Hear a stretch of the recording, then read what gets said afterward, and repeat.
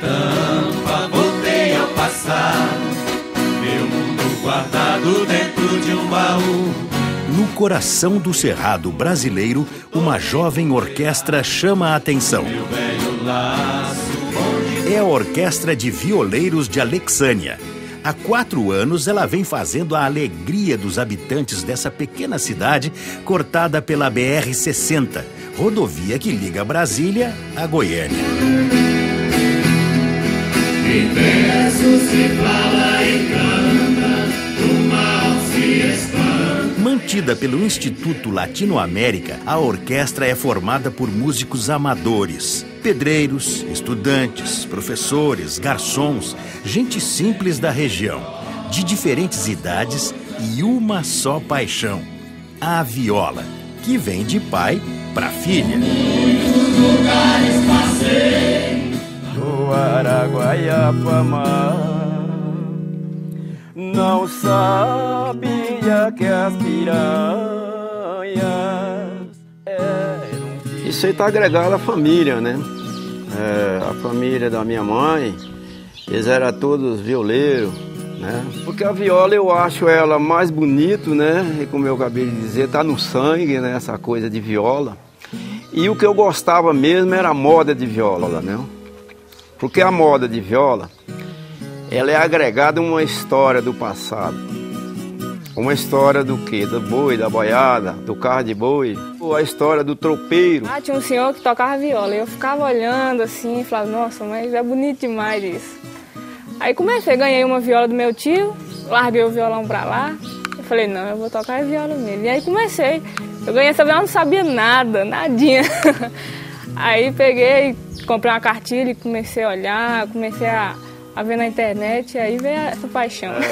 O violão é bonito, eu gosto também, é um instrumento de corda, né? Tem as mesmas notas, os mesmos acordes tem na viola. Só que a viola ela tem uma sonoridade mais aguda, que preenche esse vazio que falta às vezes a gente cantar, e a viola completa, né? Porque ele conhece, né? Então às vezes eu tô fazendo uma coisa lá, aí ele fala, não, assim não tá bom não, peraí, vamos dar uma melhorada aí. Aí eu falo, como é que é? Ele fala, não, tem isso aqui que tá faltando, coloca isso aí. Pra mim é uma honra.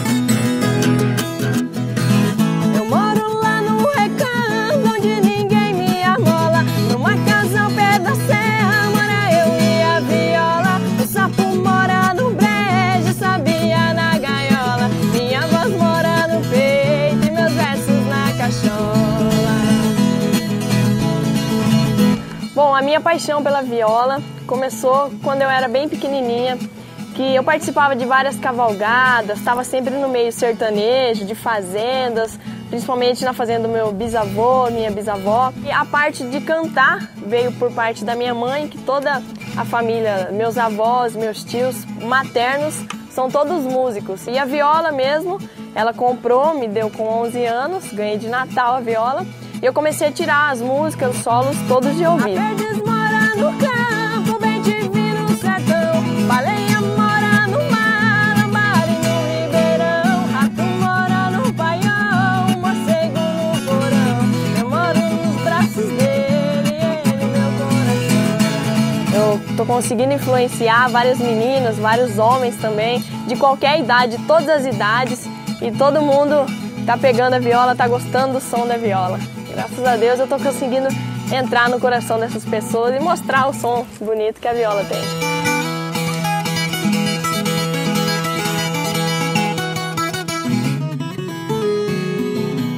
O som bonito, o sonho da fama, uma carreira bem-sucedida estão por trás de um fenômeno que toma conta do Centro-Oeste: a corrida à viola.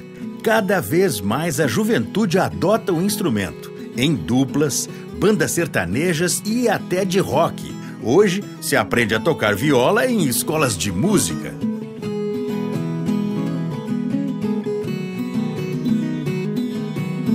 gente aproveita praticamente toda a técnica do violão clássico, a gente aproveita, né? E a perfeição da técnica não necessariamente a gente perde a genuinidade. Ler partitura, por exemplo, é apenas um recurso a mais que o músico tem, que é 5% de inspiração e 95% de suor, né? Mas sem o esforço não existe desenvolvimento, entendeu? Não acredito que ninguém toque bem sem estudar. Tem alunos de todos os tipos, assim, que chegam aqui, assim, às vezes por orientação do pai, ainda às vezes sem saber, meninos pequenos, e que vão, aqui dentro vão encontrando o seu caminho. Na verdade, a viola em si mesmo, ela está em franca ascensão. Está acontecendo já de 30 anos para cá um movimento muito grande em torno da viola. E esse movimento está não crescendo ainda. A viola desperta fascínio, tanto na juventude, nos jovens, quanto, enfim, todas as gerações. Roberto Correia, compositor, pesquisador e professor pioneiro da Escola de Música de Brasília. Com a autoridade de quem estuda o tema há 30 anos, não tem dúvida. Então a viola ela está sendo utilizada por jovens, como você citou aí. Tem agora as duplas sertanejo universitário, viola em grupos de rock, de jazz, de música eletroacústica. Enfim, é um instrumento, vamos dizer, um instrumento que que tem um potencial muito grande. Um instrumento que tem, vamos dizer assim, que tem que está muito ligado à alma nossa do brasileiro, né, do povo brasileiro, e que está aí para ser feito uma história com o instrumento. Roberto Correia percorreu o Cerrado reunindo histórias, maneiras de afinar e de tocar viola. Registrou em livros, em 17 discos e concertos em 29 países. Cada apresentação é uma aula. A viola chegou no Brasil com os colonos portugueses e os jesuítas. Nós temos documentação, você vai ver no livro aí, em 1584 já tem um relato chama as Cartas Jesuíticas, de um frei chamado Fernão Cardim, e que ele narra já o aprendizado os jesuítas ensinando os adolescentes índios a tocar viola, rabeca, flauta. A viola ela está ligada numa tradição cultural, antigamente principalmente. Então, vou citar um exemplo. Uma família de portugueses embarca no Anal, chega no Brasil, expressar na sua devoção, cantar ao divino, vamos dizer assim. Aonde essa pessoa vai, essa família vai, ele leva a viola. Então é um instrumento extremamente importante na tradição popular. Viola caipira, mais no contexto de uma região. Essa palavra caipira, vamos dizer assim, ela acabou sendo, atualmente, ela é utilizada por uma região muito grande do país. É até curioso porque tem pessoas que nunca ouviram, assim, nunca ouviram viola, e quando escuta viola se sentem emocionadas. É estranho dizer que está no sangue isso, mas a pessoa tem, é como se o brasileiro tivesse... Eu acho que qualquer brasileiro, qualquer pessoa que está no Brasil há mais de 5, 6 gerações, com certeza em alguma geração, um avô, bisavô, tetaravô, sei lá, tocava viola. O instrumento tem até o próprio nome, né? Instrumento, é um instrumento de expressão, um instrumento maravilhoso e que ainda tem muita gente para descobrir o instrumento e muita gente que, quando descobre o instrumento, realiza uma história muito bonita.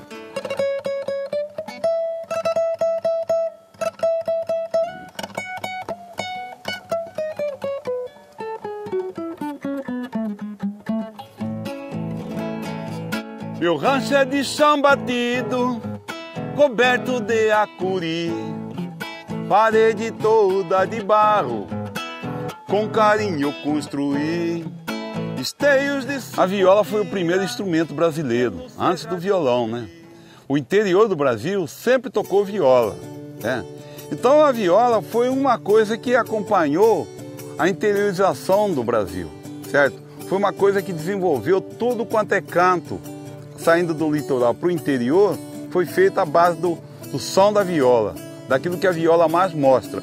O violão veio depois, mas o violão modulou no canto da viola. Então isso é uma coisa própria, né, da conotação que a música cria e que o ribeirinho, as pessoas que vivem dentro da natureza, dentro do interior do Brasil, sente, né, diante da expressão musical, da expressão cultural.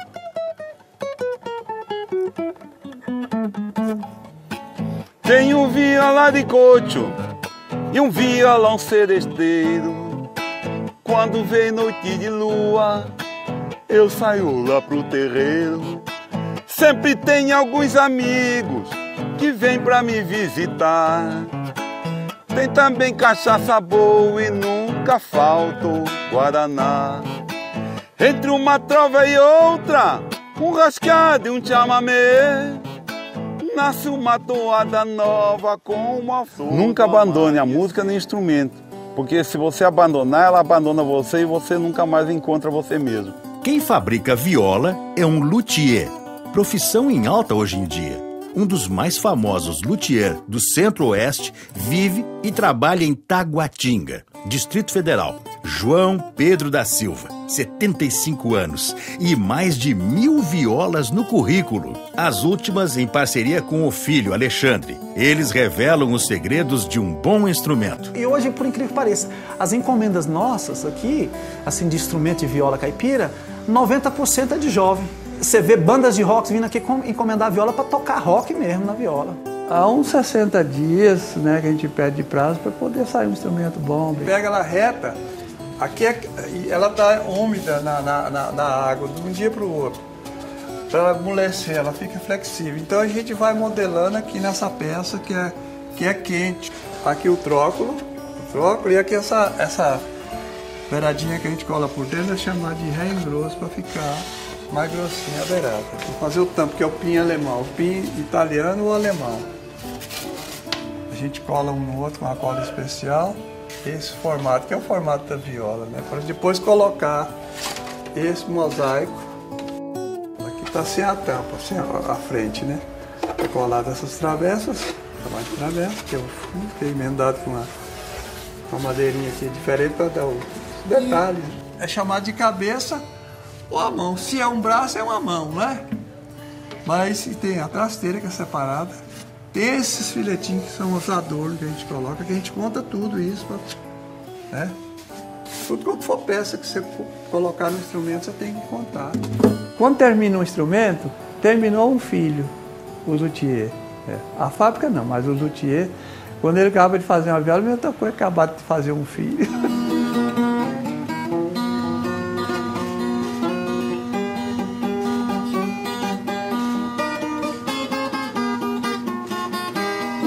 Porque o segredo do instrumento está no tampo. Esse tampo aqui, o que acontece? O receptor, o captador de som, é essa pecinha aqui, ó, chama cavalete, que tem um rastilho em cima. O que acontece? O som, quando você toca, ele entra por esse cavalete, passa pelas almas, que a gente chama de barras sonóricas, passa pelas barras, vibrando, e sai pela boca. Você deixa mais, então dá mais ou menos o amadurecimento, vamos dizer assim, né? A curagem do instrumento, a faixa de 8 meses. Música popular brasileira, né?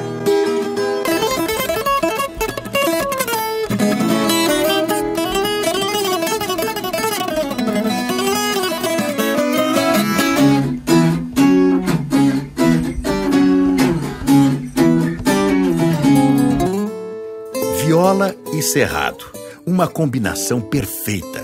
Uma rica em sons, o outro em paisagens, natureza, costumes. O homem, suas manifestações culturais e a natureza produziram um instrumento único no mundo, a viola de coxo. No Vale do Cuiabá tem muitos grupos e cada grupo tem um ritmo, né, do siriri.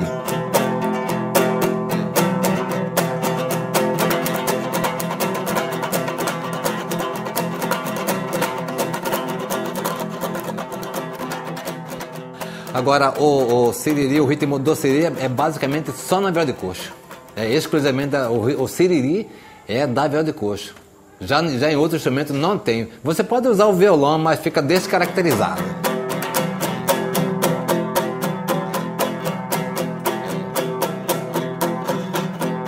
Este aqui é o ritmo do cururu, que toca a noite inteira, né? Na noite inteira, acompanhado do ganzá. Vamos as mudanças, né, as transformações que vão ocorrendo, né, na trajetória humana e as transformações sociais, isso é irreversível. Ela tem tanta importância para nós como referência de um povo, né, de uma identidade, como para o país, né, porque a viola de coxo, ela vem fazer a somatória, né, de todos os instrumentos que fazem, né, a cultura do nosso povo, né, povo Brasil.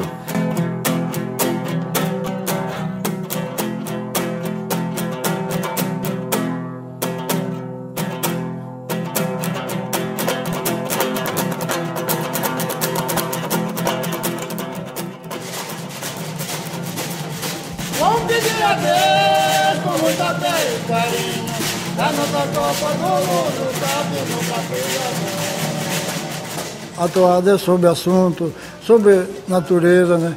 Por exemplo, tudo gente faz toada. Um assunto que vê uma conversa, por exemplo, ou um passarinho passa voando, tudo gente faz toada. Conforme o passarinho canta, do jeito que acontece, a gente faz toada. Eu sei como que é, eu moro aqui, mas sou de Poconé.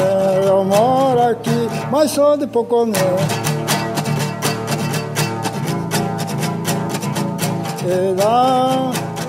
Siriri dança mulher, dança criança, dança homem, dança tudo junto. E o cururu, tem mulher hoje em dia já cantando cururu, mas o cururu é só para homem. O passo do cururu é a mesma coisa da marcha do quartel, né? Se pisar errado, não vai, né?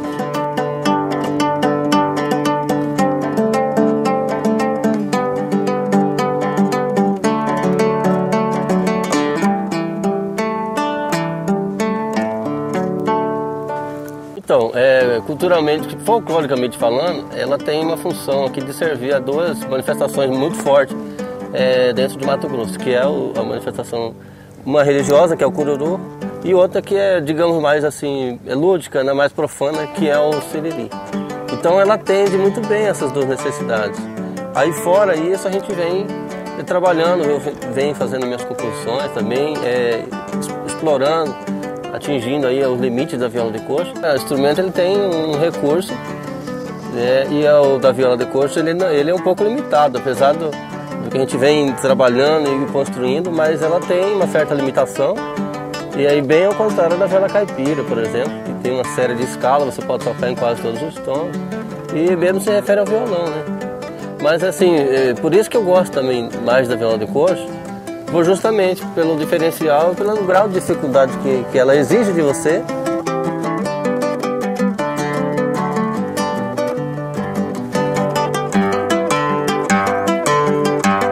Eu não sei definir isso muito bem, eu sei que quando eu pego a viola, ela vem, a inspiração, ela me passa aí essa energia gostosa e a música vai fluindo com naturalidade.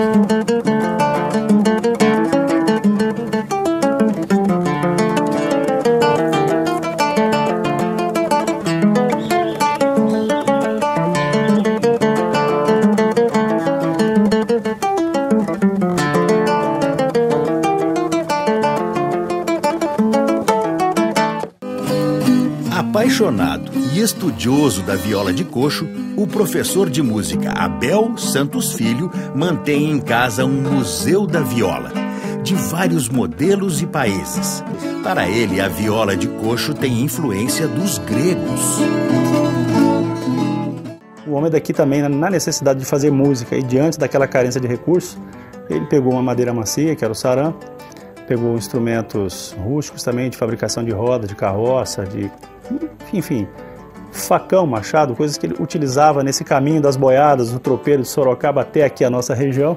Ele resolveu esculpir essa madeira macia num formato de um útero, que a gente poderia dizer, e fez para si essa viola. Outras pessoas falam da nossa querida viola de coxo como sendo origem dos alaúdes árabes, mas essa tese a gente praticamente perde logo quando observa que o fundo da viola de coxo é um fundo plano. Todos os alaúdes árabes são fundos periformes. O que a viola tem de comum com esses alaúdes é essa parte do cravelhame com essa inclinação para trás. A viola ela poderia ter uma origem arábico-persa, sim, mas ela é muito mais greco-romana do que arábico-persa. O nosso homem mato-grossense ele foi ou aqueles oriundos de outros países que vieram morar aqui, eles recriaram essa estrutura firme, única, colocando apenas um tampo superior, que era feito da raiz da figueira. As primeiras cordas que se tem notícia, elas foram herdadas exatamente do conhecimento dos ameríndios daqui da nossa região. A nossa viola de coxo ela é diferente de todos os outros pelo seguinte, ela como tem um corpo fechado, ela tem uma estrutura, depois que ela é colada, ela fica fechada dessa forma, ela fica com um som coado, vamos dizer assim. Ela não tem um som que se propaga como se fossem uns outros instrumentos que tem verniz, por exemplo. Então o som dela sempre é doce, sempre é aveludado. Mostrar que cururu também tem sua erudição, nós colocamos a orquestra fazendo de Vivaldi, por exemplo, a orquestra fazendo a parte de Vivaldi.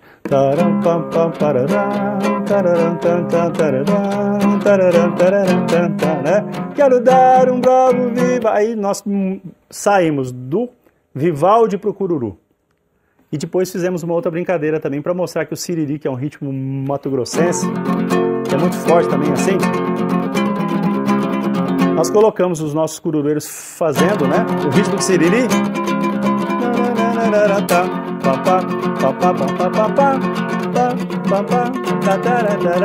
E fizemos isso no ano de 2000. Isso foi um marco, foi uma quebra de paradigma. No Mato Grosso, a viola de coxo vem ganhando contornos eruditos. Nas mãos de músicos talentosos, convive com parentes distantes e sofisticados.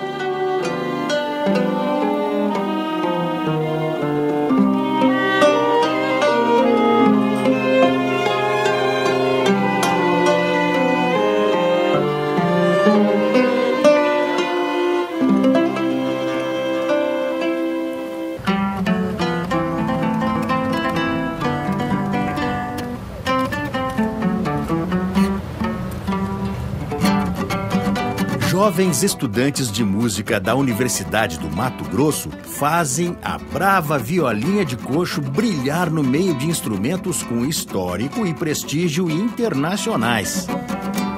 É uma sensação de desafio toda vez que a gente entra no palco, sobe no palco para tocar, é um novo desafio.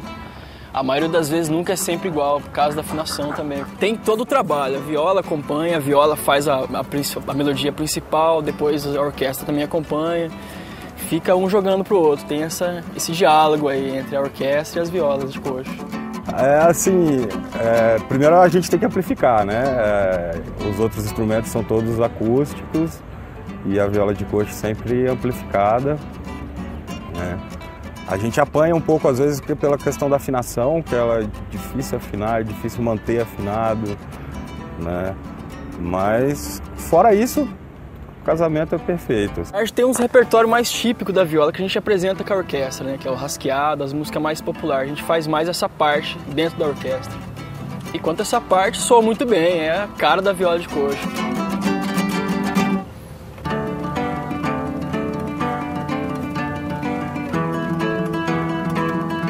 Além do rasqueado mesmo, que ela sempre tocou, a gente está se propondo a fazer uma coisa mais melódica, digamos, com ela. É um desafio, assim, porque eu acho que, assim, como todos os instrumentos que a gente conhece tiveram a sua evolução, e muitos deles, como você falou, do Stradivarius, né? A forma está perfeita, está pronta, é aquilo ali. Eu sinto a viola de coxo ainda na sua evolução. Eu acho que ela ainda tem um pouco para se desenvolver ainda, um pouco para mudar.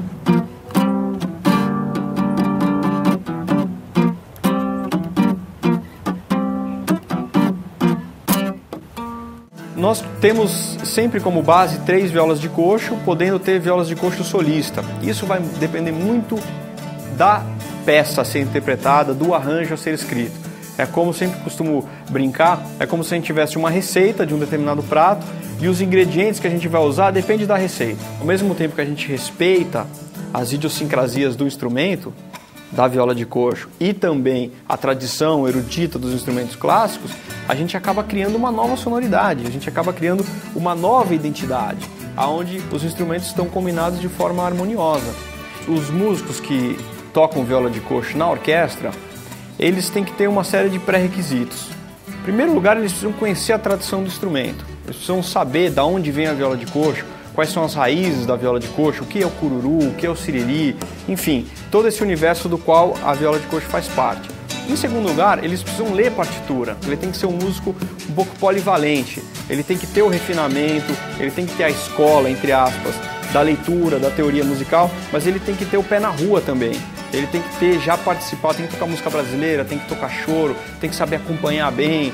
É o lado mais, vamos dizer assim, da música popular. O músico tem que saber combinar, tem que saber improvisar. A gente estava fazendo uma música inclassificável. Não era nem popular, não era nem erudita. A gente estava apresentando um instrumento desconhecido, um instrumento típico da região central do Brasil, que as pessoas no Nordeste, por exemplo, nunca tinham ouvido falar. E de repente, diante de tanta novidade e de tanta diversidade, as pessoas se encantaram.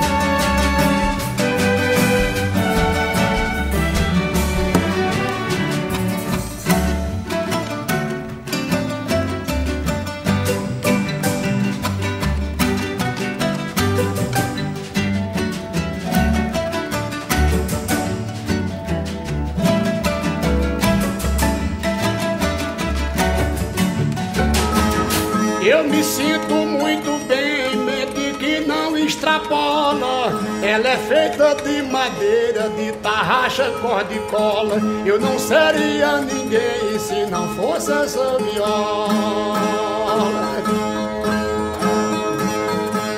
Com a querida viola que eu fabrico poesia, este tom desta viola é quem me dá energia. Com essa viola velha ganho o pão de cada dia. A força nordestina ajudou a desbravar e povoar o Cerrado. Apegado às tradições, o artista migrou com sua cultura e a viola típica da Caatinga embaixo do braço. Afinações, ritmos e sotaques próprios enriquecem o caldeirão musical do Cerrado. O cantador de viola repentista, ele não tem realmente a mínima afinidade com o outro estilo de viola, né, que chamamos a viola caipira, raiz. Ele não é o estilo dele. Então, ele realmente pratica a sua arte na sua viola tradicional, que é a viola nordestina. A viola realmente é tudo para a vida do cantador, porque ela ajuda a ele desenvolver o seu raciocínio, ajuda a ele esboçar o sentimento. Eu sempre canto repente, no Brasil sou conhecido, agradando a muita gente sem dar um passo perdido. Viajando em cidade, cantando modalidade, pra o povo deixar saudade no oitavão rebatido.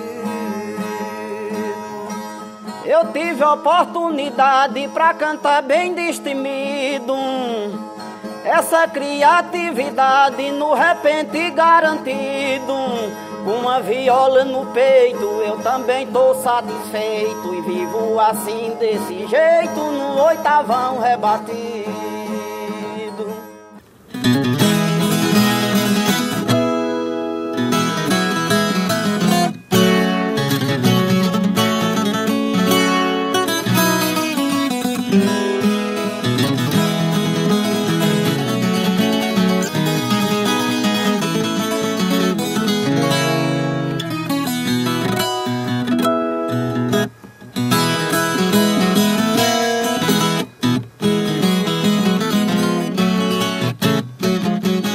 A viola foi um negócio muito engraçado.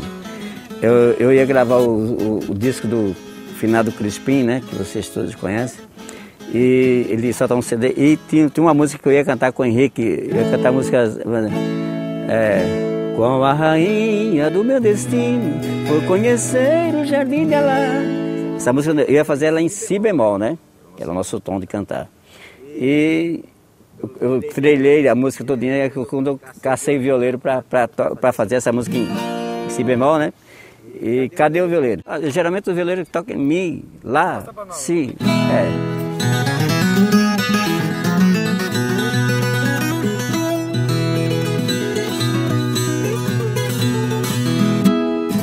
Mas são os tons fáceis de tocar, né?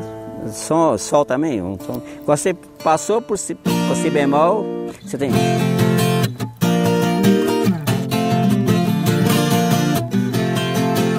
Já dificulta para você fazer algum solo. Base ainda vai, mas solos dificulta um pouco. Se você mostrar para mim uma partitura, não vou saber dizer para você o que é. Mas a única coisa que você ler cifras, tudo bem, mas para ler as notinhas lá, não é comigo. Eu fiz muito show com o Leandro Carvalho, o nosso maestro aqui. Falei, ô Leandro, eu queria aprender a ler, né? Para como é você, tem que ler, né? Falou, não, Claudinho, fica do jeito que você está. Não faça isso, não. Fica do jeito que você está. Não precisa aprender nada. Porque se você aprender, eu acho que não vai dar certo. Fica assim, você tem a cabeça boa para decorar as músicas. Então, fica desse jeito que está muito bom. O som da viola bateu, em meu peito doeu, meu irmão. Assim eu me fiz cantador, sem nenhum professor aprendi a lição. Coisa divina no mundo. Viola caipira, viola sertaneja, viola de coxo, de arame, cabocla, nordestina, de raiz, viola brasileira. Não importa o nome, a afinação, o número de cordas. No coração do Cerrado, jovens talentos e músicos consagrados se reúnem para celebrar a mesma paixão. A dupla caipira é igualzinho uma junta de boi. Não tem nada a ver com o chifre, é claro. Mas os dois têm que estar juntos, né? Onde tem moça bonita, é certo que tem namoro. Onde tem mulher baixinha, tem rilha e desaforo. Eu falo para os mais jovens que estão conversando com viola, digo, olha, se vocês querem parar, para logo, porque senão se pegar o vírus, não para mais nunca. Hoje virou um horror com esse história de caipira, sertanejo, igual inventaram sertanejo universitário. Eu acho que o que chama de sertanejo hoje é uma coisa sem pai e sem mãe. Agora, a gente procura, a gente gosta que chama nós de caipira. Que caipira quer dizer brasileiro até danar, verdadeiro. Hoje os mais jovens têm uma cabeça melhor. O cara pode gostar de rock, de reggae, de samba e de música caipira sem preconceito nenhum. Hoje no mundo caipira hoje, eu acho que a presença de Zé Mulato Cassiano é muito importante. Porque muita gente quer descambar para o outro lado, talvez pela nossa presença. Talvez seja pretensão minha dizer isso, mas que ainda está ficando do lado de cá. Então acho que o nosso legado é esse, é continuar com a música caipira genuína e sem também ficar amarrado no passado e nem com essa evolução barata. Mas o eixo da música comercial, a música que movimenta o mercado, saiu do litoral e veio para o interior. E quando chegou no interior, a primeira coisa que ele encontrou foi a viola, entendeu? E uma filosofia, e uma estética, e um jeito de ser, e um comportamento, um monte de coisa linda. Ela é a base sonora, ela é o timbre, ela é a sonoridade da música caipira, da música até da cultura caipira, porque eu acho que a viola é muito mais a cultura caipira. Na verdade foram esses caboclos da terra que me mexeram aqui por dentro, né? Porque enquanto o pessoal do litoral pesca, nós plantamos, né? Então essa visibilidade que a cultura do interior do Brasil ganhou nos últimos tempos, para mim é o melhor, é o grande último acontecimento dentro da música brasileira. A música não tem raiz, a música é uma coisa universal, a música é até interessante, porque a música tem uma escrita própria, tem uma leitura própria e que se pratica no mundo todo. A música avança, ela nunca é passado, ela é sempre futuro, porque ela precisa ser executada para existir. E o futuro da viola do Cerrado é de afirmação, de conquista das novas gerações. Sem perder a magia das raízes, a viola se adapta, convive com novos instrumentos, ritmos, sotaques. E será, por muito tempo, a alma da música do interior brasileiro, especialmente no Cerrado. viola é minha paixão e aonde eu puder chegar com ela, eu vou chegar. Viola, para mim, ela é uma bagagem que me acompanha. Se eu não levar a viola para onde eu for, ou estar sempre lembrando de viola, é como se faltasse um tempero na comida. Essa é minha segunda esposa, porque essa é minha inseparável, né? Porque, e também é meu ganha-pão. A viola é companheira, seja daqui pra além.